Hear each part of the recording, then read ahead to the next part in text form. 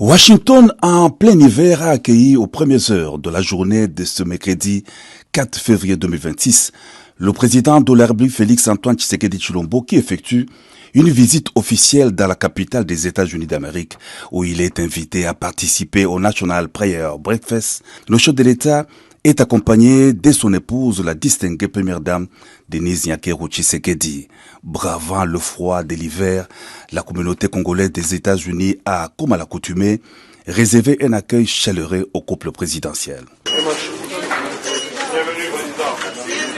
Prévu pour le 5 février 2026, le National Prayer Breakfast, la rencontre nationale de prière, se tient traditionnellement le premier jeudi de février à Washington DC, réunissant les présidents des États-Unis, les autorités américaines et les dirigeants internationaux pour un temps de prière. La visite officielle du président de la République à Washington marque une étape majeure dans le renforcement du partenariat stratégique entre la RDC et les États-Unis d'Amérique. À marge du National Prayer Breakfast,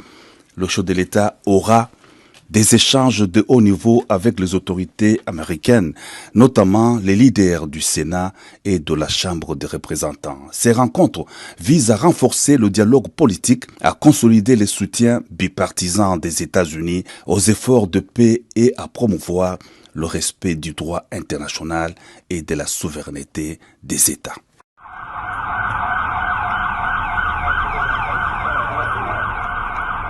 Tout a commencé ce mercredi 4 février à Washington, aux États-Unis d'Amérique,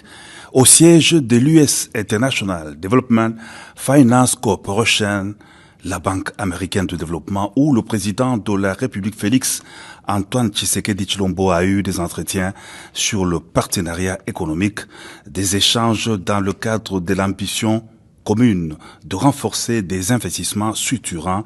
de soutenir le développement des infrastructures et de favoriser une croissance économique inclusive et durable en RDC.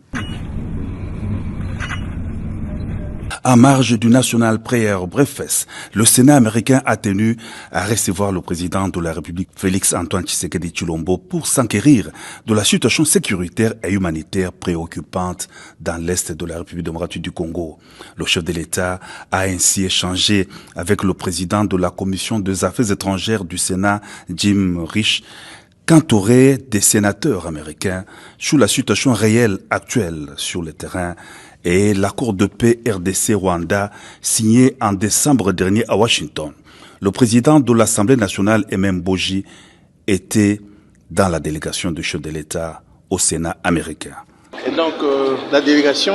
congolaise qui était conduite par le chef de l'État a présenté la situation actuelle sur terrain avec une très faible évolution de la mise en œuvre de cet accord. Évidemment, cette responsabilité est du côté rwandais qui, comme vous le savez, continue à se redéployer sur terrain en ignorant complètement les dispositions qui ont été convenues dans le cadre de cet accord. D'où la nécessité pour les États-Unis de renforcer la pression sur Kigali,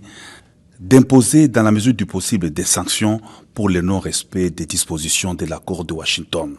Du côté congolais, le président de la République a rassuré le Sénat américain sur les prédispositions de la RDC d'évoluer dans le sens de la paix et du respect de l'accord signé à Washington. Toujours en marge du National Prayer Breakfast, le président de la République, Félix-Antoine Tshisekedi Tshilombo, a aussi eu des entretiens constructifs avec le président de la Commission des Affaires étrangères de la Chambre de représentants des États-Unis, Brian Mast, qu'accompagnaient des élus Chris Smith, Sarah Jacob et Gregory Mix. Les échanges ont tourné autour de la situation sécuritaire dans l'Est de la République démocratique du Congo, la mise en œuvre de l'accord de Washington et le partenariat stratégique avec la RDC. D'une rencontre à une autre, le président de la République a aussi eu des entretiens avec le secrétaire à l'intérieur du gouvernement américain sur les minerais critiques, précise le vice-premier ministre de l'Intérieur, Mokoko Samba, qui a pris part à cette rencontre. La conversation aujourd'hui a tourné autour de la question du jour, les minerais critiques et l'importance pour les États-Unis d'avoir accès à ces minéraux de la République démocratique du Congo, dans le cadre justement de l'accord de partenariat stratégique qui a été signé entre nos deux pays le 4 décembre de l'année dernière. Et demain d'ailleurs va se tenir la première réunion du comité de pilotage conjoint entre la partie américaine et la partie congolaise pour donner corps